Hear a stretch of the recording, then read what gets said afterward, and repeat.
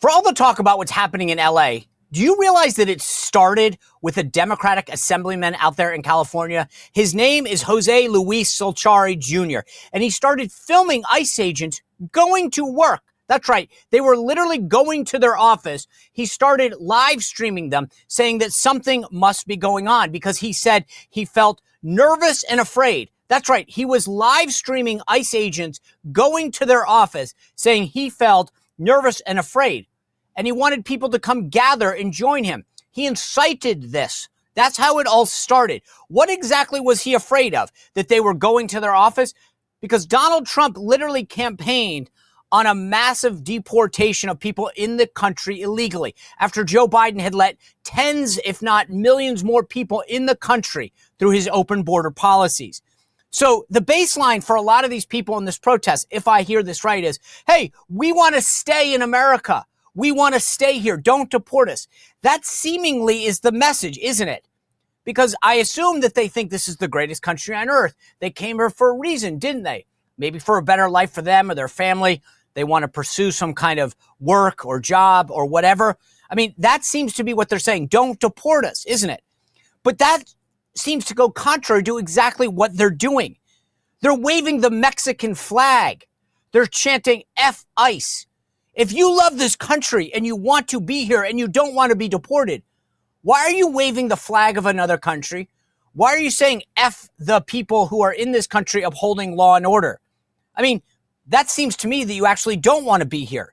You actually want to destroy the neighborhoods that you're fighting to stay in. It doesn't make sense. Take a look.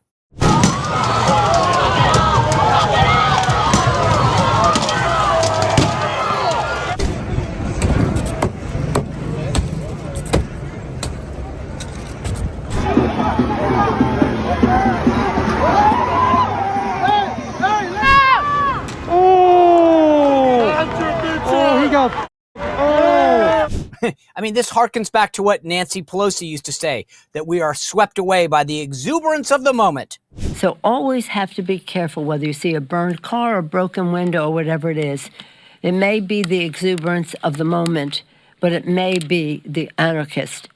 Here's a Mexican-American guy making the point perfectly, pointing out the absurdity in the logic.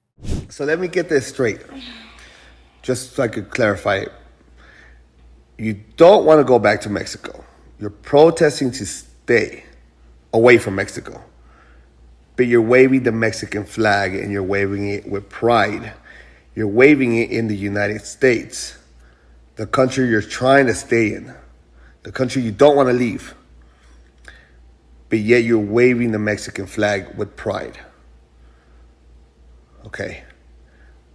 That seems normal to you? That seems logical? That's not stupid at all? None of that's stupid. All right. You guys are an embarrassment to the Mexican culture and to the United States culture. You guys are an embarrassment to everybody around you, and you should be ashamed of yourself. Do better.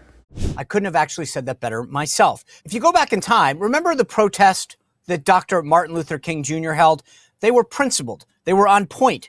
They were nonviolent. The message was clear. We want our rights. Take a look. We're on the move and no wave of racism can stop us. Yes, sir. The burning of our churches will not deter us. Yes, sir. The bombing of our homes will not dissuade us. Yes, sir. The beating and killing of our clergymen and young people will not divert us. Yes, sir. The wanton release of their known murderers will not discourage us. We're on the move now. Yes, sir. It's interesting how many similarities, though, that Gavin Newsom has with a guy like George Wallace. I'm going to let Vivek Ramaswamy tell you what I mean. But the parallels are actually pretty striking if you think about it. Democrat governors, when you look at George Wallace, he resisted desegregation. Gavin Newsom is resisting deportations. George Wallace wanted segregated cities. Gavin Newsom wants sanctuary cities. George Wallace stood in the school door blocking the way. Gavin Newsom is blocking the ICE vans. It's the same Democrat governor playbook. You dodge the feds, you rally the radicals, and most importantly of all, you do it in front of the cameras. Because what they were both doing is really carving their Democratic primary path for their presidential ambitions. And Jesse, you can mark my words on this one. Gavin Newsom's presidential ambitions are going to end in the same place that George Wallace's did, in the dustbins of history where it belongs. Now back to LA. As soon as you take a rock or brick or piece of cement and throw it at law enforcement, threaten their lives, or attempt to destroy property, you're not here protesting this. You're a rioter, you're a thug, you're a criminal. Another genius idea from the modern left is, though, that as soon as this chaos happens, let's go out and rob and destroy our own communities.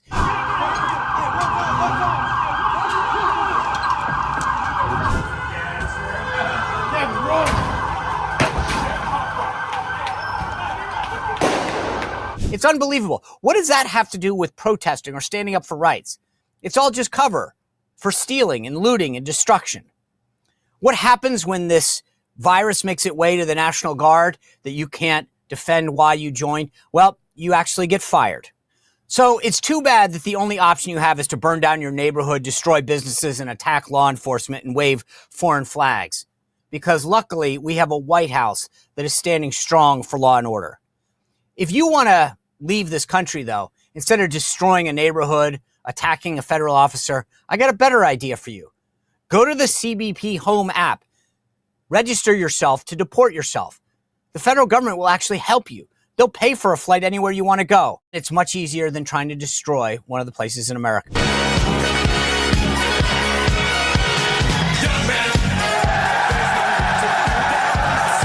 Well, if you enjoyed this content, make sure to like this video, subscribe, and click the notification bell to get more.